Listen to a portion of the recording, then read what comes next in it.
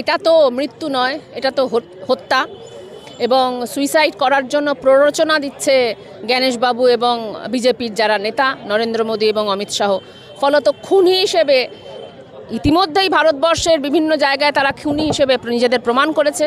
আর একবার তারা খুনি হিসেবে প্রমাণ করছে এই এসআইআর প্রক্রিয়া, যে ভারতবর্ষের সাধারণ মানুষকে বিপদে ফেলছে, ভয় দেখাচ্ছে, তাদেরকে হয়রান করছে। তাদের যে দিন আনি দিন খাই দশা, সেই দিন আনি দিন খাই দশাকে একেবারে সংকটের মুখে ফেলে দিচ্ছে। তারা এটা ভয় পাচ্ছে যে আমার টাইটেলে ই আছে, আমার নামে ই আছে না আমার নামে এ আছে, তাহলে বোধহয় আমি ভোট দিতে পারবো না। অর্থাৎ মানুষের যে সাধারণ সবথেকে বেসিক অধিকার ভোটাধিকার, এই ভোটাধিকারের আওতা থেকে তাদেরকে বার করার যে চক্রান্ত, এর ভয় মানুষ মারা যাচ্ছে, মানুষ আত্মহত্যা করছে। এটা হত্যা নয়, এটা মৃত্যু নয়, এটা হত্যা। অন্যদিকে এই প্রসঙ্গে শুভেন্দু অধিকারী বলছেন যে বিএলওরা যে আত্মঘাতী হচ্ছেন তার জন্য সরাসরি মমতা বন্দ্যোপাধ্যায় মুখ্যমন্ত্রী দায়ী। এখন এর কি মানে আমি বলতে পারবো না, কিন্তু এটুকু আমি বলতে পারি, সেটা হচ্ছে যে গতকাল দিলীপবাবু এটা বলেছেন, সেটা হচ্ছে বিএসএফরা চুরি করছে। অতএব আমরা এটা চাই, সেটা হচ্ছে যে তিনি বিএসএফের মাথায় যে বসে আছে অমিত শাহ, তার পদত্যাগ দাবি করুন।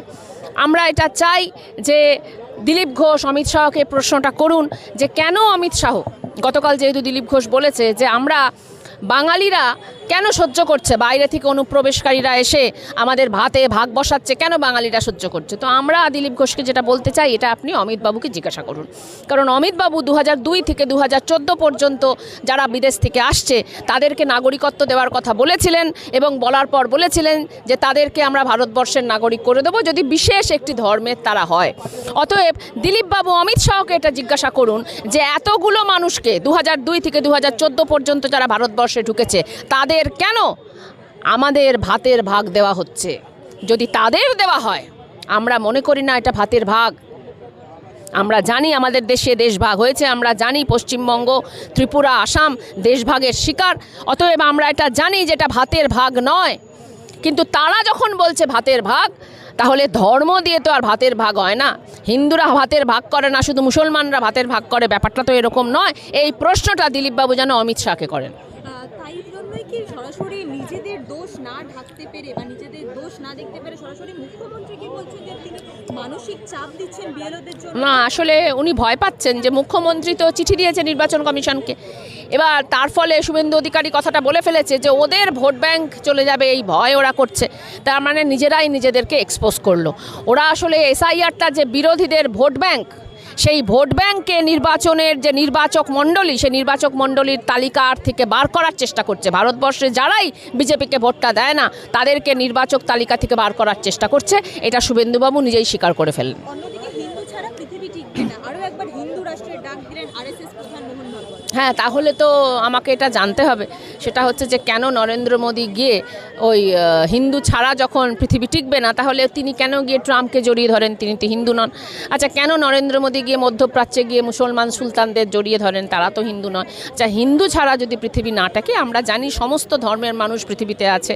হিন্দু ছাড়া পৃথিবী থাকবে না, মুসলমান ছাড়া পৃথিবী থাকবে না, খ্রিস্টান ছাড়া পৃথিবী থাকবে না, বৌদ্ধ ছাড়া পৃথিবী থাকবে না। তাহলে আজও পর্যন্ত তুমি যে বিহারে জিতলে, হিন্দু লোকেদের ভোটটা ছাড়াও তুমি তো বহু লোকেদের ভোটটা নিলে, তুমি কেন তাদের ভোটটা নিয়েছো? আজও পর্যন্ত তুমি যে হিন্দু রাষ্ট্র করে উঠতে পারলে না, তুমি তো বলেছিলে যে আমি হিন্দু রাষ্ট্র হিসেবে ঘোষণা করব, তাহলে তুমি যে করে উঠতে পারলে না, তার দায় তো আমার নয়। তার মানে আরএসএসের প্রধানদের আমরা বলবো নরেন্দ্র মোদীকে গিয়ে চেপে ধরুন যে কেন তিনি এখনও হিন্দু রাষ্ট্র করতে পারলেন না, কোন নির্বাচক, কোন ইলেকশন কম্পালশনের জন্য তিনি করতে পারেননি। অন্যদিকে একেবারে শেষ প্রশ্নে যাব, এই যে শুভেন্দু অধিকারী ক্রমাগত প্রেস কনফারেন্স করে বলছেন তাকে নাকি পাকিস্তান থেকে হুমকি দেওয়া হচ্ছে, না, আমি তো হুমকি দিচ্ছি তাকে। আমি তো ভারতবর্ষের নাগরিক হিসেবে হুমকি দিচ্ছি তাকে যে আপনার জন্য এতগুলো মানুষ এই ইলেকশন প্রসিডিওরে বিএলওরা মারা যাচ্ছে, আপনি খুনি। সবাইকে খুনি বলছি আমরা বলছি যে আপনারা যারা এই সার নামক চক্রান্তকে প্রশ্রয় দিচ্ছেন, আপনারা এতগুলো আত্মহত্যাকে প্ররোচনা দিচ্ছেন, আপনারা গুজরাট দাঙ্গা করে খুন করেছেন, আপনারা আপনাদের যে বানর বাহিনী, সেই বানর বাহিনী সেই দুর্বৃত্তদের উস্কে দিয়ে কার ফ্রিজে গরু আছে, কার ফ্রিজে কি আছে এইটা বলে তাদেরকে আপনারা উস্কে খুন করিয়েছেন।